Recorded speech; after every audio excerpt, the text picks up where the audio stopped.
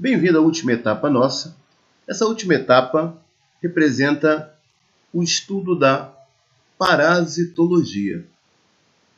Estudar parasitologia refere-se a estudar seres parasitas. O que é um ser parasita? Um ser parasita é classificado como um ser que quer viver em você, se alimentar de você e ainda te causar um prejuízo. E esse prejuízo é uma forma de doença.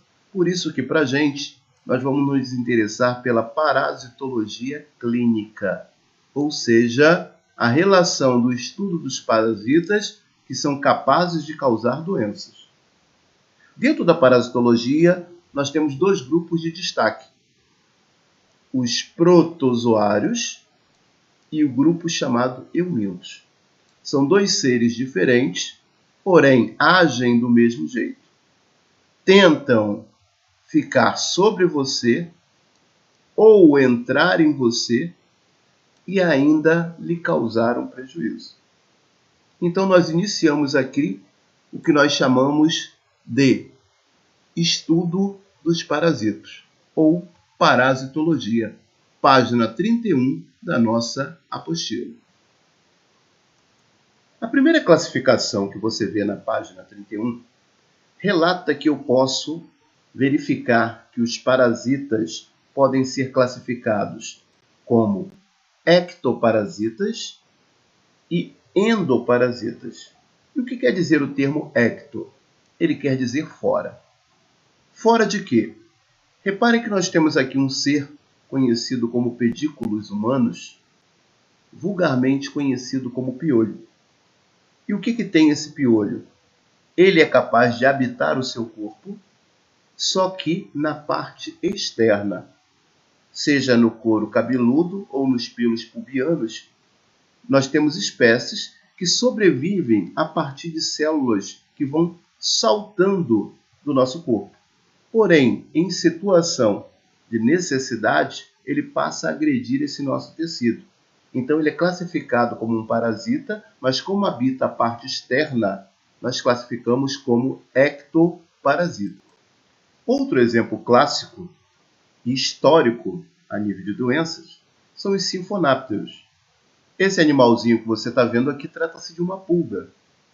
As pulgas também sobrevivem através da descamação de pele, porém, são capazes de funcionar como vetores de doenças, ou seja, transferir uma doença de um indivíduo para o outro, seja homem-homem ou animal-homem. E a peste foi uma das doenças mais famosas transferidas através desses animais, conhecidos como vetores e que funcionam como ectoparasitas. Repare que no desenho aqui nós temos uma larva desse ser, desse animal, de uma pulga, e que aqui vai usar uma das palavras mais comuns no nosso estudo. As pulgas adultas são consideradas hematófagos. Hemato quer dizer sangue. Fagus se alimenta. Ou seja, na fase adulta, as pulgas se alimentam de sangue.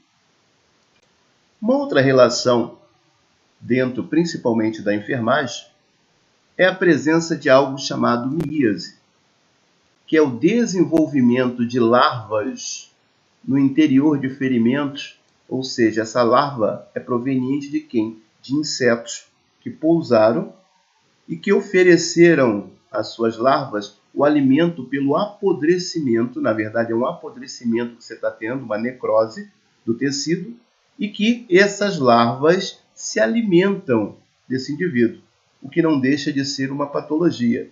Então, quando olhamos para cá, podemos verificar a ação do pessoal de enfermagem.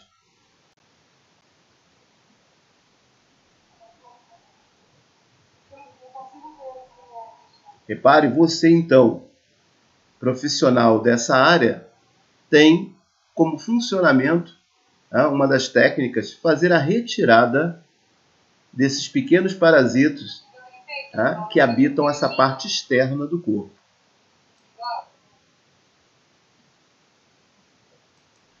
Bem, mas a classificação também trouxe o endoparasita. O que vem a ser o endo? Ao contrário do ecto, endo quer dizer dentro. São parasitas que foram para dentro de você. Como?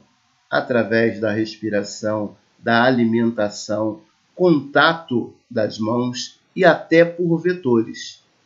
Mas, de alguma forma, o parasita foi parar dentro de você. E quando ele está dentro de você, para onde ele vai? Então, a página 31 ainda faz uma classificação dizendo: eu posso classificar o parasita como histoparasita. Isto quer dizer tecido, ou seja, o parasita invade você e vai morar dentro de algum tecido do seu organismo. Nesse caso, então, ele é um histoparasita. Ele pode entrar e passar a circular em você, usar a corrente sanguínea. Como o sangue é hemo, nesse caso o parasita vai ser chamado de hemoparasita. Uma classificação até comum.